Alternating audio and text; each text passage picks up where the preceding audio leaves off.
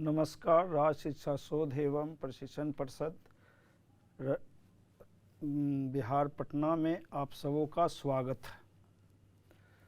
जैसा कि आप लोग को मालूम है कि पिछले क्लास में हम लोग हमारे आसपास के पदार्थ यानी मैटर इन आवर सराउंडिंग के बारे में पढ़ चुके हैं। मैटर यानी पदार्थ, पदार्थ उसे कहते हैं जिसमें द्रव्यमान होता है, जो जगह घेरता है। तो हम लोग इसको एक बार पुनः रिमाइंड कर ले रहे हैं, पुनरावृत्ति कर ले रहे हैं, जो हम लोग पिछले क्लासेस में पढ़ चुके हैं। और उसके उपरांत हम लोग इस पर आधारित जो इस अध्याय के अंत में जो सवाल है उसको हल करेंगे। तो पदार्थ की तीन अवस्थाएं होती है, ठोस, द्रव एवं गैस। ठोस के बारे में आप लोग जानते ही हैं कि ठोस के गुण क्या क्या होते हैं। तो ठोस का गुण होता है कि उसका आकार, उसका आयतन निश्चित होता है। जैसे देखिए, एक लकड़ी का टुकड़ा है, एक किताब मान लीजिए है जो आपके हाथ में है। इसका जो है कहीं भी रखिए तो आकार चेंज नहीं करता है, इसका आकृति चेंज नहीं करता है, इसका आयतन चेंज नहीं करता है। तो जिसका आयतन चेंज नहीं करता है, आकृति चेंज नहीं करता है, वो ठोस होता है। इसको आप दबाया नहीं जा सकते हैं। लेकिन कभी कभी सवाल ऐसा लोग करते हैं कि हम तो रबर है या उसी तरह कुछ चीज़ है जिसको दबाते हैं। तो दबाने का मतलब है कि जब दबाते हैं, लेकिन जैसे ही उसको आप छोड़ देते हैं तो आप देखते हैं कि अपनी पुरानी अवस्था को प्राप्त कर लेता है। अगर वो अपनी पुरानी अवस्था को प्राप्त नहीं करता तब वो ठोस नहीं होता। लेकिन अगर पुरानी अवस्था प्राप्त कर लेता है तो इसका मतलब है वो ठोस का ही उदाहरण है। ये नहीं समझना है कि रबर को दबा दिए और रबर ये लंबा हो गया या मान लीजिए धंस गया तो वो जो है ठोस नहीं है। उसके बाद होता है कि इसके जो ठोस होते हैं उसके कणों के बीच जगह बहुत कम होता है। इसके वजह से भी हम इसको दबा नहीं सकते हैं। जगह बहुत कम होता है और इसके कणों के बीच जो आकर्षण बल होता है, जिसको हम लोग कहते हैं इंटरमोलिकुलर फोर्स ऑफ अट्रैक्शन, वो काफ़ी स्ट्रॉन्ग होता है। और जिसके कणों के बीच आकर्षण बल बहुत अधिक होता है उसका गलनांक और गलनांक भी बहुत ज़्यादा होता है, यानी उसका मेल्टिंग पॉइंट भी बहुत ज़्यादा होता है। अगर किसी पदार्थ का मेल्टिंग पॉइंट अधिक है, इसके मतलब हुआ कि उसके जो कंस्टिट्यूएंट पार्टिकल्स है, कंस्टिट्यूएंट पार्टिकल्स यानी जो उसके संघटक कण हैं जिससे वो पदार्थ बना हुआ है, उसके बीच आकर्षण बल बहुत ज़्यादा है। उसके पार्टिकल के बीच आकर्षण बल बहुत अधिक है। आकर्षण बल बहुत ज़्यादा होने से उसका मेल्टिंग पॉइंट बहुत ज़्यादा होता है। जैसे देखिए यहाँ जो हमने चित्र बनाया है, तो इसमें जो है ये जो कंस्टिट्यूएंट पार्टिकल्स है उसके बीच स्पेस बहुत ही कम है। इसके मतलब है कि इसमें अट्रैक्शन फोर्स, आकर्षण बल बहुत ज़्यादा है। तो ठोस के जो कंस्टिट्यूएंट पार्टिकल्स होते हैं उसके बीच आकर्षण बल बहुत ज़्यादा होता है। इसके तुलना में द्रव में कम होता है और गैस में बहुत ही कम होता है। इसीलिए गैस को हम बहुत अधिक दबा सकते हैं। उसके बाद देखिए कि जो द्रव है जिसको अंग्रेजी में लिक्विड कहते हैं, लिक्विड का आयतन निश्चित होता है, लेकिन जो उसका जो आकृति होता है वो निश्चित नहीं होता है। उसको आप जिस बर्तन में रखते हैं, जिस वेसल में रखते हैं, वह उसी का शेप को एक्वायर कर लेता है। और दूसरी बात, लिक्विड और गैस फ्लो करता है। जैसे हम लोग कहते हैं कि वाटर फ्लो, एयर ब्लो। तो जो फ्लो और ब्लो करता है उसको हम लोग फ्लूइड कहते हैं, उसको हम लोग फ्लूइड कहते हैं। इसीलिए हम लोग द्रव और गैस को एक साथ फ्लूइड कहते हैं क्योंकि इसके कंस्टिट्यूएंट पार्टिकल्स स्वतंत्र रूप से मूवमेंट करते रहते हैं, इसीलिए एक स्थान से दूसरे स्थान में चले जाते हैं। लेकिन ठोस के कंस्टिट्यूएंट पार्टिकल मूव नहीं करता है। ये भी कह सकते हैं आप कि जो ठोस है उसके जो संघटक कण हैं उसकी काइनेटिक एनर्जी नगण्य है, जबकि गैस के जो कण हैं उसके जो उस काइनेटिक एनर्जी बहुत ज़्यादा है। काइनेटिक एनर्जी जिसको आप हिंदी में गतिज ऊर्जा कहते हैं।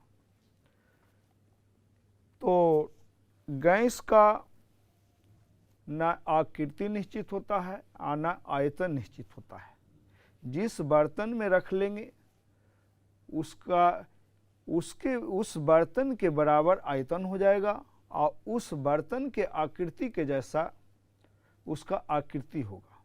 जबकि द्रव में हमने देखे थे कि आयतन तो निश्चित है लेकिन उसका आकृति अनिश्चित है। आकृति ग्रहण करता है लेकिन उस बर्तन का आयतन ग्रहण नहीं करता है। लेकिन द्रव में आप देखते होंगे कि गैस में आप देखते होंगे कि जिस बर्तन में रखेंगे उस बर्तन के आयतन के बराबर उस गैस का आयतन हो जाता है। इसीलिए गैसों की जो खरीद बिक्री होती है वो मास के आधार पर होता है। उसके बाद देखे होंगे कि ताप और दाब के परिवर्तन के द्वारा हम पदार्थ की एक अवस्था को दूसरे अवस्था में बदल सकते हैं। जैसे ठोस को जब आप गर्म करेंगे, ठोस को जब आप गर्म करेंगे, ठोस को जब आप गर्म करेंगे तो ये द्रव बनेगा और द्रव को जब आप ठंडा करेंगे, कूल करेंगे तो ये जो है ठोस बनेगा। उसी तरह से द्रव को जब आप गर्म करेंगे तो ये गैस बन जाएगा और द्रव को जब ठंडा करेंगे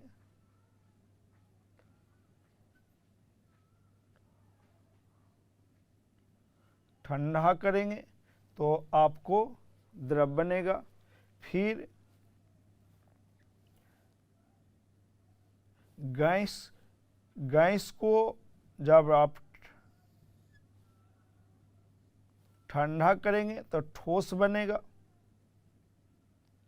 और ठोस को जब गर्म करेंगे तो गैस बनेगा। लेकिन जो गैस से ठोस बनने की प्रक्रिया है और ठोस से गैस बनने की प्रक्रिया है, इसका उदाहरण कम है लेकिन कुछ है जो आपके आसपास में है। जैसे कैम्फर मतलब कपूर, आयोडीन, नैप्थैलीन, अमोनियम क्लोराइड, ये सब उदाहरण है। तो यहाँ हम लोग देख रहे हैं कि टेम्परेचर चेंज करके पदार्थ की एक अवस्था को दूसरे अवस्था में चेंज कर रहे हैं। उसी तरह से प्रेशर को घटा और बढ़ा करके भी पदार्थ की एक अवस्था को दूसरे अवस्था में बदल सकते हैं। जैसे गैस को जब आप प्रेस कीजिएगा तो वो क्या बन जाएगा? द्रव बन जाएगा। द्रव को प्रेस कीजिएगा, ठोस बन जाएगा। यानी कहने का मतलब है पदार्थ की एक अवस्था को दूसरे अवस्था में बदलने के लिए हम प्रेशर और टेम्परेचर को चेंज करते हैं। अब जो यहाँ पर हम लोग देख रहे हैं कि इस पर आधारित जो सवाल है उसको कैसे बनाएंगे, तो हम लोग तो पहले जो पढ़ चुके हैं उसको रिवीजन बार बार करेंगे ताकि जो बातें आपको बतलाई गई है वो बातें आपके दिमाग में ताज़ा हो जाए और हम लोग इस अध्याय के अंत में जो सवाल दिया हुआ है उसको आसानी से हल कर सकें। देखिए बच्चों, इस अध्याय के अंत में जो अभ्यास है उस अभ्यास के पहला प्रश्न को हम लोग हल करेंगे, जो काफ़ी ही रोचक है और इसको हम काफ़ी एक रोचक विधि से आपको बताने जा रहे हैं। पहला सवाल है आपका, निम्नलिखित तापमानों को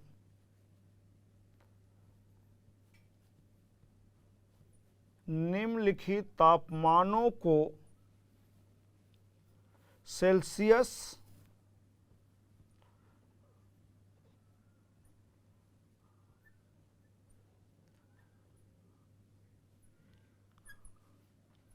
इकाई में परिवर्तित करें। सेल्सियस इकाई में परिवर्तित करें।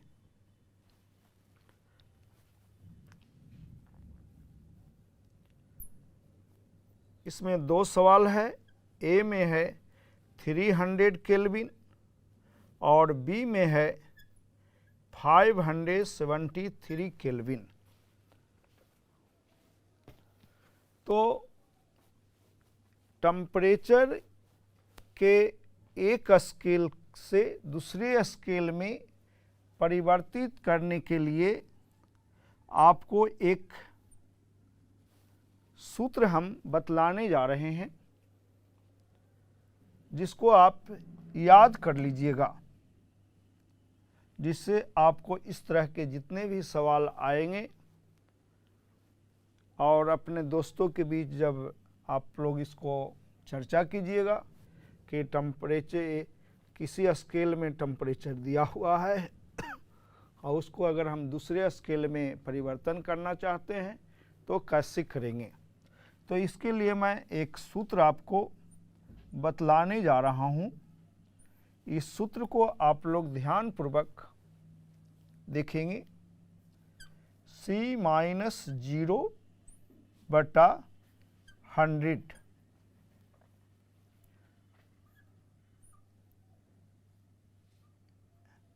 F-32/212-32 बराबर K-273/373 -273 R-0/80-0। यहाँ C जो है जिसको हम लोग कहेंगे सेंटीग्रेड, F को बोलते हैं फ़ारेनहाइट, K को केल्विन और R को र्यूमर। ये सब टेम्परेचर की मापने की डिफरेंट इकाई हैं, डिफरेंट स्केल है। अब इस फॉर्मूला को थोड़ा सा और हम सरल बना लें तो C-0, तो C में से 0 घटाइएगा तो C रह जाएगा ये, अब बटा 100 F-32, तो इसको लिख देंगे F-32 और ये आपका हो जाएगा 180। 212 में से आप माइनस कीजिएगा 32 तो आपको कितना आएगा 180 और K -273 और नीचे है 373 में से माइनस कीजिएगा 273 तो आपका आएगा कितना 100 और R-0 यानी R और 80 - 0 यानी 80। देखिए इसको और हम लोग सिंपल करेंगे तो 100 को 20 से डिवाइड करें तो 5 आएगा, तो ये हो जाएगा C/5 बराबर F-32, और इसको 20 से डिवाइड करेंगे तो आएगा 9, इसको 20 से डिवाइड करेंगे 100 को तो ये भी आएगा 5 आएगा, तो K-273/5, और इसको भी हम लोग 20 से डिवाइड करेंगे तो ये आपका आ जाएगा 4। ठीक है बच्चों, आप लोग इसको बढ़िया से समझ रहे होंगे। अब देखिए ये जो है 4 स्केल में रिलेशन बतलाया गया है। 4 जो टेम्परेचर मापने का डिफरेंट स्केल है, सेल्सियस, फ़ारेनहाइट, केल्विन और र्यूमर, इसके बीच रिलेशन बतलाया गया है। अब आपको देखना है कि टेम्परेचर किस में दिया हुआ है और उसको किस स्केल में कन्वर्ट करना है। तो आपका जो सवाल है, अध्याय पहला जो आपका अध्याय फर्स्ट अध्याय का जो अभ्यास का जो पहला सवाल है, उसमें आप देख रहे हैं कि 300 केल्विन टेम्परेचर को सेल्सियस स्केल में कन्वर्ट करना है। तो इसके लिए हम करेंगे क्या कि ये जो सेल्सियस और केल्विन का जो रिलेशन है उसको देखेंगे। तो ये रिलेशन हमारा आएगा C/5 बराबर K-273/5।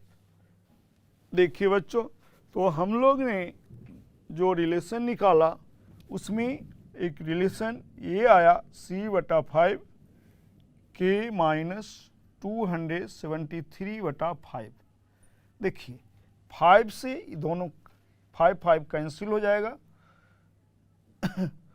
तो हो जाएगा C बराबर K-273।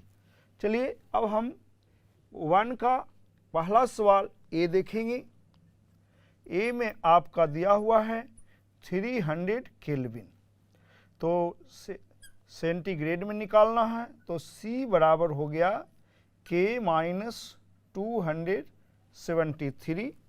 अब देखिए C बराबर हो जाएगा 300 माइनस 273, तो ये हो जाएगा 27, यानी इसी को आप लिखोगे 27 डिग्री सेंटीग्रेड, या इसी को कहते हैं 27 डिग्री सेल्सियस।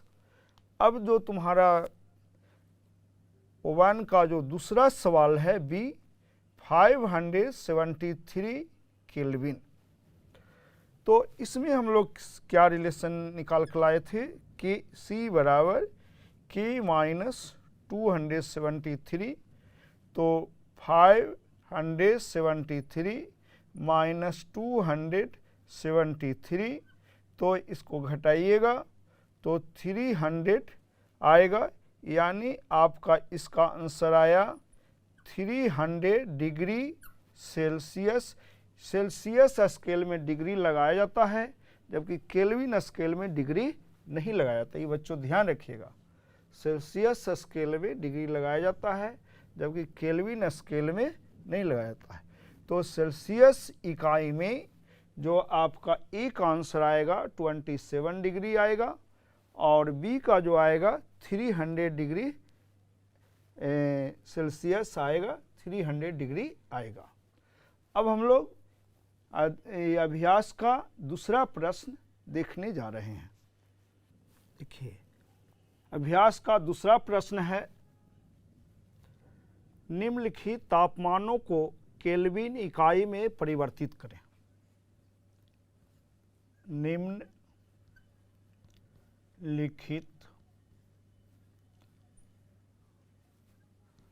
तापमानों को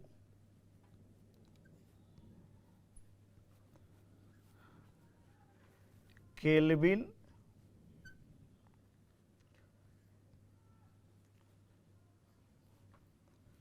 इकाई में परिवर्तित करें।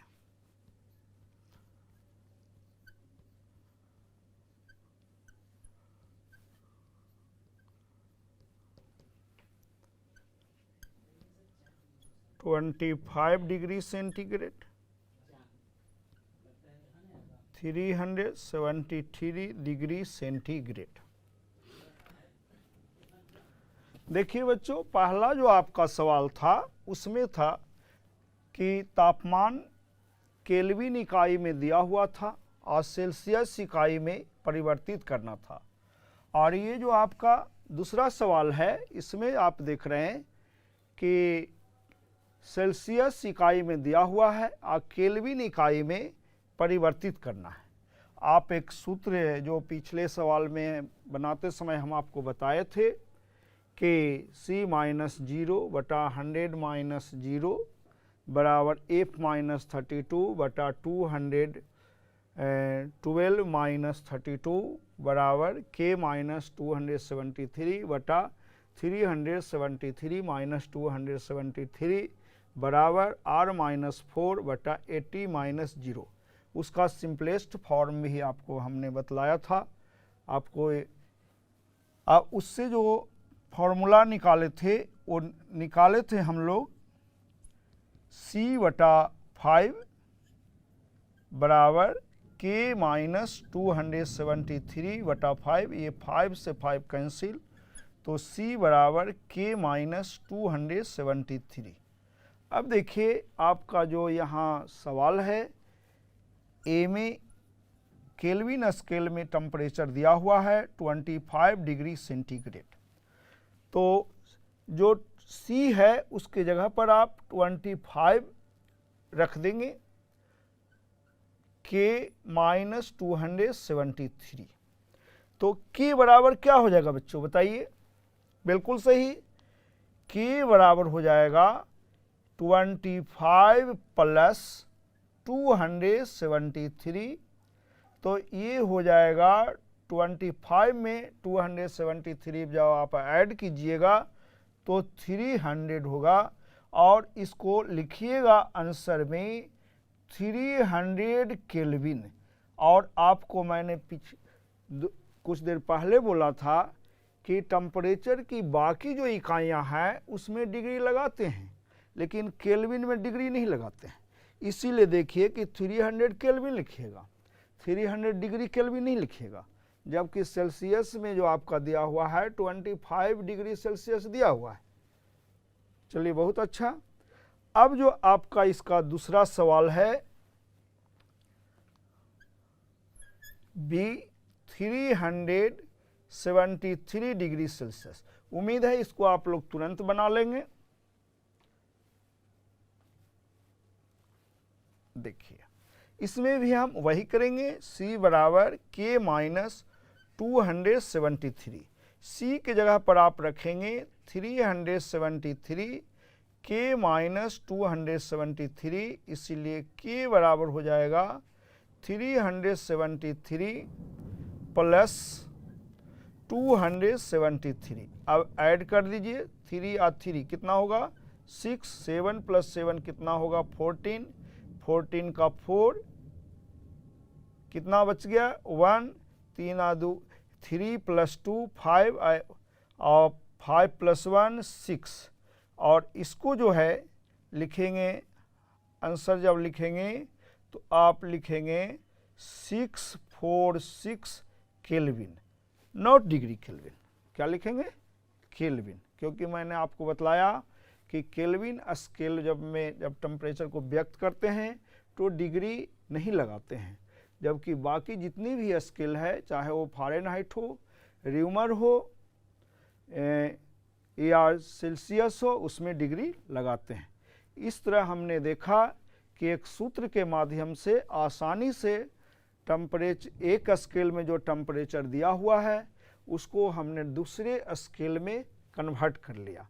इसी तरह से अगर आपको र्यूमर में दिया हुआ रहे या फ़ारेनहाइट में, देखते होंगे कि जब आप लोग को बुखार लगता है तो जो डॉक्टर होते हैं वो आपके बॉडी टेम्परेचर मेजर करते हैं कि आपका बॉडी टेम्परेचर नॉर्मल से कितना ज़्यादा है। तो प्रायः देखते हैं आपको बोला जाता है कि वो 100 है, 101 है, या 102 है, या 99 है, जो भी है, तो फ़ारेनहाइट में बतलाया जाता है। अब आप इस सूत्र का उपयोग करके आप चाहें तो उसको डिग्री सेल्सियस में या केल्विन में आसानी से कन्वर्ट कर लेंगे और जान लेंगे कि आखिर फ़ारेनहाइट में हमारा बॉडी टेम्परेचर इतना है, हमारा शरीर का तापमान इतना है, तो डिग्री सेल्सियस और केल्विन में हमारा शरीर का तापमान यानी टेम्परेचर कितना है। अब हम लोग इस अध्याय का जो अभ्यास है उसमें जो तीसरा प्रश्न है उसको देखने जा रहे हैं। देखिए बच्चों, अब हम लोग इस अध्याय का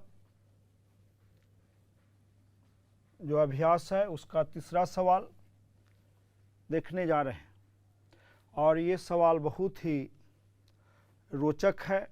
कभी कभी तो आप लोग को ऐसा लगेगा कि ये जादू तो नहीं है जो ऐसा होता है, लेकिन इसमें कोई जादू नहीं है।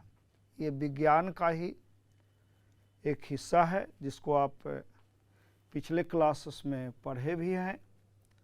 एक प्रोसेस है जिसमें हम लोग जब ठोस को गर्म करते हैं तो बिना द्रव की अवस्था में जाए हुए वो सीधे गैस की अवस्था में परिवर्तित हो जाता है और उस प्रोसेस को, उस प्रक्रम को सब्लिमेशन, ऊर्ध्वपातन कहते हैं। समझ रहे होंगे। इसीलिए देखे होंगे कि आपके घरों में आपकी नानी, आपकी दादी जो कपूर रखते थे वो कपूर बंद डिब्बे में रखते थे, खुले में नहीं, क्योंकि जिस प्रकार से नैप्थलीन सीधे ठोस से गैस में बदल जाता है गर्म करने पर, उसी प्रकार से कपूर भी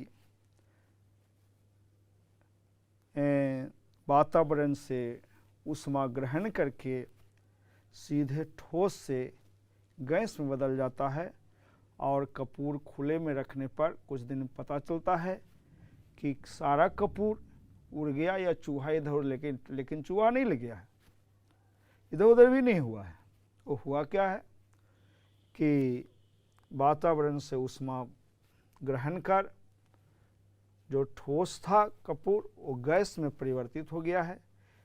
जो प्रक्रम अभी आप पढ़े ऊर्ध्वपातन हुआ है उसका। देखिए, तो इसको हम लोग थोड़ा इस सवाल को हल करने के दरमियान देख लेंगे कि जब ठोस सीधे गैस में बदलता है तो उस विधि को क्या कहते हैं और कौन कौन ऐसे पदार्थ हैं जो सीधे ठोस से गैस में बदल जाते हैं बिना द्रव अवस्था को प्रवेश किए। तो ठोस को गर्म करने पर, ठोस को गर्म करने पर सीधे गैस की अवस्था में बदल जाना ऊर्ध्वपातन कहलाता है।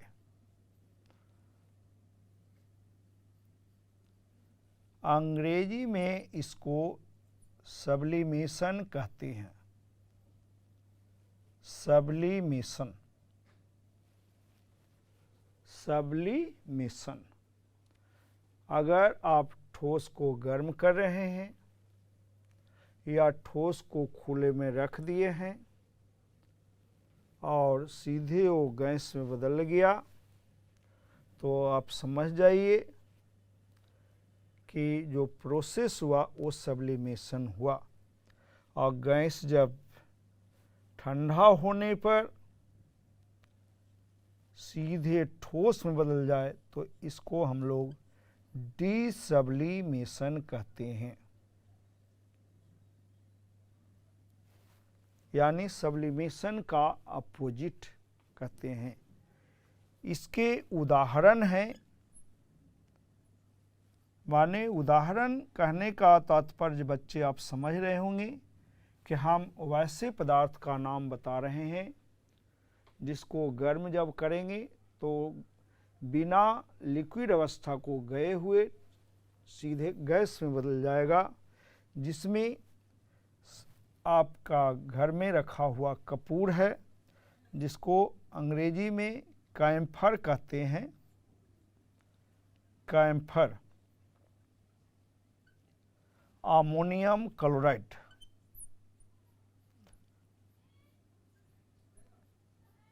अमोनियम क्लोराइड,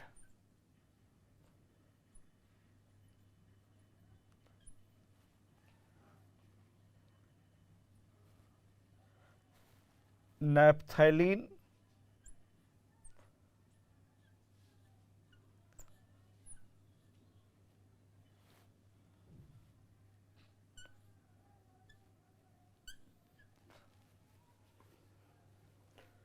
ये सब वैसे पदार्थ हैं जो सीधे ठोस से गैस में बदल जाता है आदि।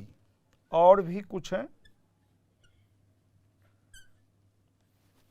चलिए अब हम इस सवाल पर आते हैं।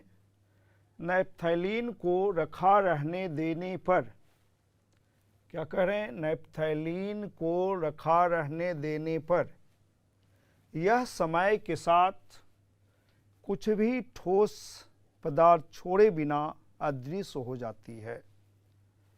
तो आप समझ रहे होंगे कि ये क्या हुआ। जब नैप्थैलीन को हम लंबे समय तक रखें तो वह वातावरण से ऊष्मा लेकर सीधे गैस में बदल गया।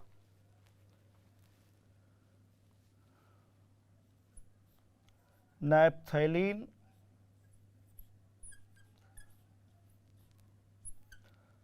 वातावरण से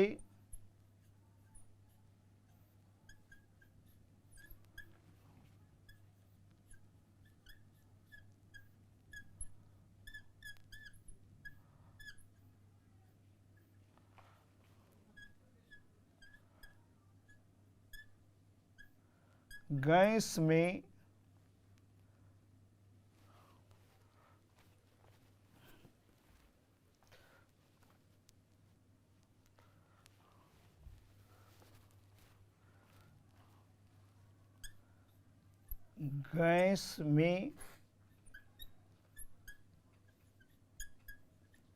बदलकर हवा में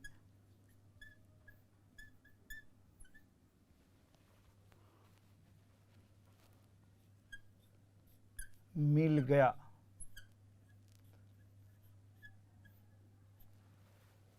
हवा में मिल गया।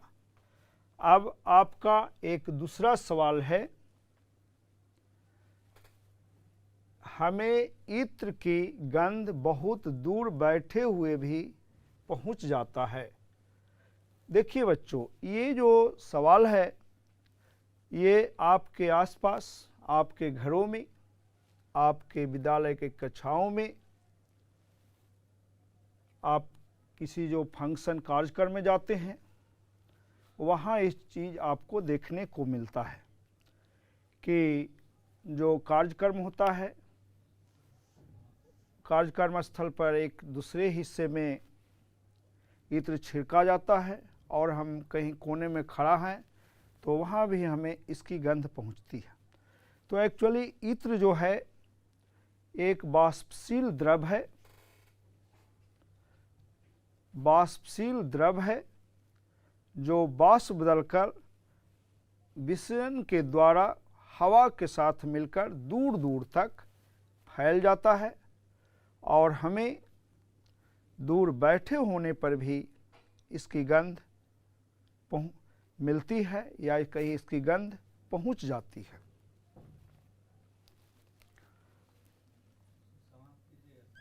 ठीक, इत्र एक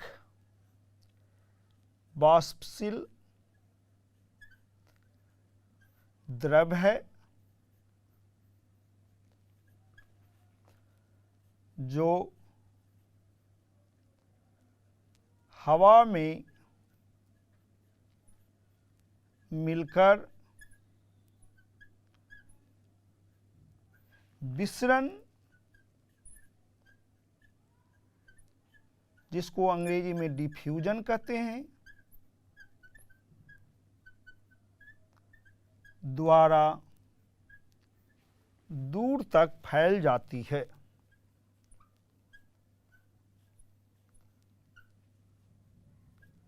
फैल जाती है। तो बच्चों, आप लोग इन सारे सवाल जो हल किए, हम आप मिल कर के उसको समझे होंगे। आप लोग आपस में भी दोस्तों के बीच इन सवालों का चर्चा कीजिएगा, जिससे कि और बातें आपको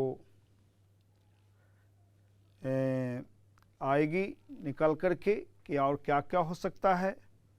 और उम्मीद करते हैं कि पिछले क्लास और आज का क्लास आपके लिए बहुत लाभदायक सिद्ध होगा।